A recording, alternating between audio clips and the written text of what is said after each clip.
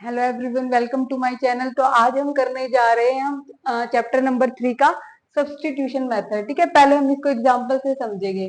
Substitution method क्या होता है, देखो हमने इसकी एक्सरसाइज एक्सरसाइज 3.1 का नहीं, एक्सरसाइज 3.2 का एग्जांपल है। ठीक है, इसमें क्या करते हैं, देखो हमने 3.1 में हमें दो पेयर ऑफ इक्वेशन दी होती थी। ठीक है, लीनियर इक्वेशन ऐसे दी होती थी टू वेरिएबल में, उसको हम क्या करते थे, ग्राफिकली उसका सॉल्यूशन निकालते थे। लेकिन इसमें क्या करना है, हमने इनको वैसे ही हमने इनका सॉल्यूशन निकालना है, लेकिन किससे, सब्स्टिट्यूशन मेथड से हमने इनको सोल्व करना है। ठीक है, तो देखो हमें दो इक्वेशन दी गई है, तो सब्स्टिट्यूशन मेथड में क्या होता है, हमने क्या करना है, किसी एक इक्वेशन में से एक्स या वाई कोई भी आप निकालोगे और उसको किसी दूसरी इक्वेशन में पुट कर दोगे। लेट कर लेते हैं, मान लो अगर मैं इसमें से एक्स निकाल रही हूँ, तो x की जो वैल्यू आएगी फिर हम उसको फर्स्ट इक्वेशन में पुट करेंगे, और अगर आप फर्स्ट इक्वेशन में से निकालोगे तो सेकंड में पुट करोगे। तो बाकी ये क्या करोगे, आप प्रैक्टिस जितनी करोगे उतना ही आपको अच्छे से समझ में आएगा। मतलब आपको क्या करना होता है, किसी एक इक्वेशन में से x या y निकालना होता है। लेकिन एक मैं आपको इजी मेथड बता देती हूँ, जिसका वेरिएबल 1 है ना, जिसका कोफिशिएंट 1 होता है ना, अगर आप उस वैल्यू को चूज करेंगे तो आपका जो क्वेश्चन है ना वो इजीली सोल्व हो जाएगा। लेकिन अगर जैसे इसका कोफिशिएंट 7 है, इसका 15 है, इनमें से x या y निकालोगे तो वो फ्रैक्शन में वैल्यू आएगी, आपको सोल्व करने में टाइम लगेगा, लेकिन आंसर सभी में सेम आएगा, आप किसी को भी आप ऐसे निकाल सकते हैं। तो इसमें क्या करना है आपको, देखो फाइंड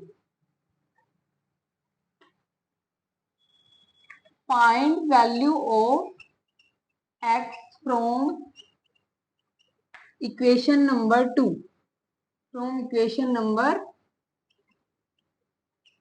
2। ठीक है, तो x क्या है, यहाँ से x क्या हो जाएगा, आप देखो हमने x निकालना, तो हम y को 2y को उधर लेके जाएंगे और उधर जाके क्या हो जाएगा, इसका साइन चेंज हो जाएगा। तो ये हमारी, जब भी आप x या y कोई भी निकालोगे उसको थर्ड इक्वेशन कंसीडर करना है आपको। तो ये हो गई हमारी थर्ड इक्वेशन। और मैंने आपको एक चीज और बताई थी, अगर हम सेकंड में से निकाल रहे हैं तो फर्स्ट में पुट करेंगे उसको, और फर्स्ट में से निकाल रहे हैं तो सेकंड में। अब हमने क्योंकि x की वैल्यू सेकंड इक्वेशन से निकाली, तो हम उसको फर्स्ट में पुट करेंगे। Put value of x in equation 1 में हम पुट करेंगे क्या है, 7x minus 15y equal to 2। तो यहाँ पे मैं x की वैल्यू पुट करूंगी, x क्या है यहाँ पे 3 माइनस 2y, और ये 15y को एज इट इज, सिर्फ हमें यहाँ पे x की वैल्यू पुट करनी है, बाकी पूरी इक्वेशन आपकी सेम रहेगी, इक्वल टू 2। 7 3 जा 21, फिर देखो क्योंकि ये ब्रैकेट से बाहर है तो 7 की मल्टीप्लाई इन दोनों से होगी, 7 2 जा 14y minus 15y equal to 2। अब देखो ये जो हमने x की वैल्यू निकाली, इसका क्या बेनिफिट रहेगा, क्योंकि x क्या है, y में आ गया, और अब जो पूरी इक्वेशन आई है हमारी y में आ गई।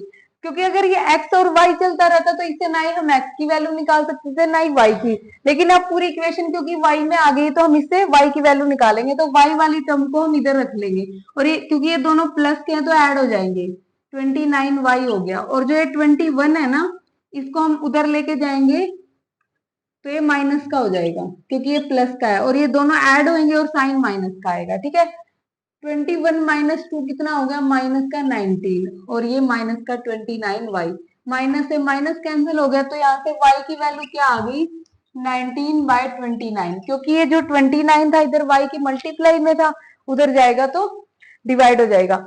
अब देखो ये इसको फोर्थ इक्वेशन भी कंसीडर कर सकते हो, और y की वैल्यू यहाँ से निकल गई है।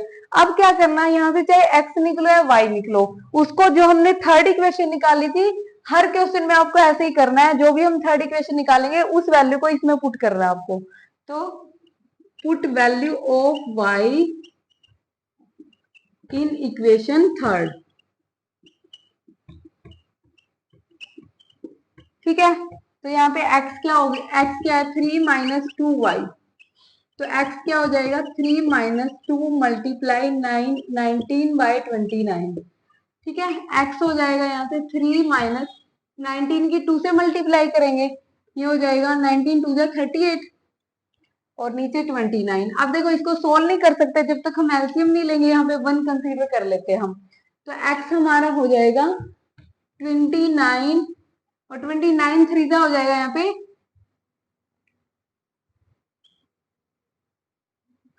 87। ठीक है, और ये है हमारा 38। तो x हमारा यहाँ से आ गया 17 माइनस 8 9 और 7 माइनस 3 4, 49/29, और y हमारा क्या आया था 19/29। ठीक है, देखो जो हम 3.1 में ग्राफिकली x और y निकालते थे वो क्या था, वो मेथड लेंथी था। वैसे उससे क्या सब्सटीट्यूशन मेथड शॉर्ट मेथड है। बस आपको एक बार अच्छे से समझ में आ गया तो अब आपको क्या करना है, सभी क्वेश्चन को इसी टाइप से करना है। ठीक है, बस आपकी कैलकुलेशन सही होनी चाहिए। आई होप आपको बहुत अच्छे से समझ में आया होगा हमने कैसे एक्स और वाई की वैल्यूज निकाली है, और इससे आगे भी हम एक्सरसाइज की भी ऐसे ही प्रैक्टिस करेंगे।